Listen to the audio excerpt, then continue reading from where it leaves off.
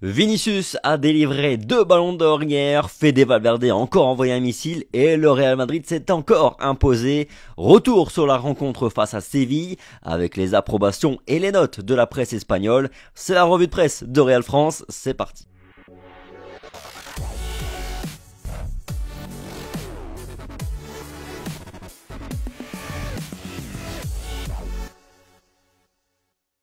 Bonjour à tous, j'espère que vous allez bien, ravi de vous retrouver aujourd'hui en ce dimanche matin après une belle victoire pour la revue de presse de Real France d'après-match. Alors on commence comme d'habitude par les unes des deux quotidiens madrilènes Marca et AS. Le Real Madrid est un coup de tonnerre, une arme de détonation, titre le quotidien Marca.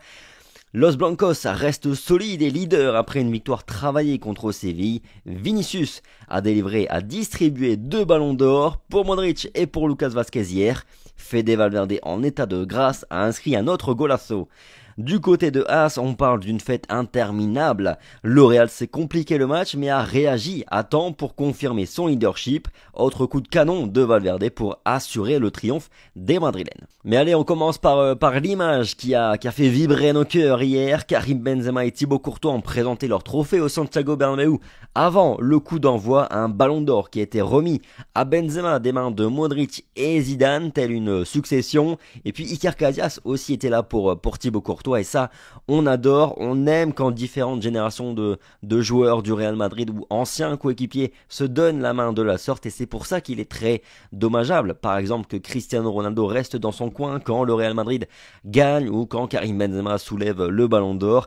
Il a tout à gagner de surcroît d'un point de vue communication à communier avec nous supporters du Real Madrid. Mais bon bref, c'est pas grave et pour revenir au jeu, Carlo Ancelotti le gagne avec les changements, titre Marca, il a révolutionné son équipe à un partout et Marco Asensio ainsi que Lucas Vázquez ont été déterminants dans la victoire du Real Madrid, je suis totalement d'accord avec ça. Le coach madrilène est mon MVP moi sur cette rencontre et vraiment le boulot d'Ancelotti est remarquable depuis son retour au Real Madrid. Même si les 6 premiers mois, il y avait des critiques et à mon sens, elles étaient justifiées parce qu'il faisait vraiment peu de rotation et que ça aurait fini par exploser physiquement, en tout cas à mon humble avis. Mais il y a vraiment eu un avant et un après qualification face au Paris Saint-Germain et on ne peut que féliciter le coaching du coach italien depuis cette bascule. Au niveau de l'effectif, il gère relativement bien, en tout cas globalement très bien son effectif et puis même au cours des matchs, il est devenu beaucoup plus réactif et très souvent il est efficace, pertinent dans ses changements. Sinon, notre ami José Félix Diaz a fait sa chronique du jour sur Marco Asensio et je suis content que l'Espagnol soit mis en avant aujourd'hui.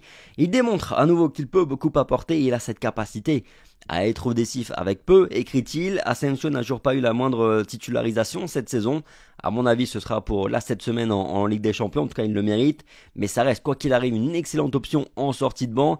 Il a jamais franchi ce cap véritablement pour être un titulaire au Real Madrid, mais en sortie de banc, il a totalement sa place dans cet effectif du Real.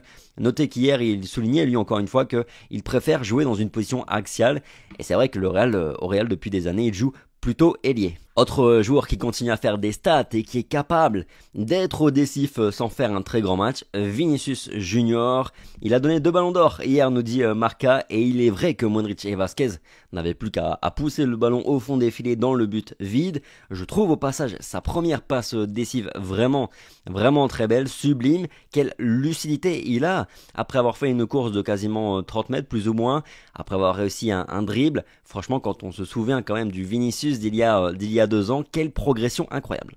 Au niveau des notes, du coup, à présent, match 3 étoiles pour le Brésilien, mais aussi pour Fede Valverde, 2 étoiles pour Toni Kroos, Militao et ensuite les entrants, Camavinga, Vázquez et Asensio dans Marca, 1 étoile seulement pour le reste de l'équipe.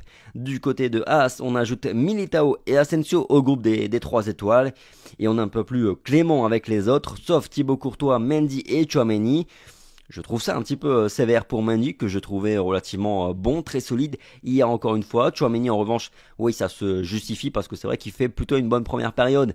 Mais il y a cette bascule avec le carton jaune qu'il prend sur cette grosse faute quand même qu'il fait. Derrière, c'était plus du tout le même joueur, il était en difficulté, il perdait beaucoup plus de ballons. Et puis Courtois, Thibaut Courtois, c'est vrai qu'il est battu sur la plus grosse occasion de Séville hier. Si de votre côté, dans les notes des internautes de Real France, celles que vous pouvez attribuer depuis l'application Real France disponible sur iOS et Android, mais vous pouvez aussi noter directement depuis le site internet real-france.fr, vous sortez quand même Fede Valverde du lot dans ce match.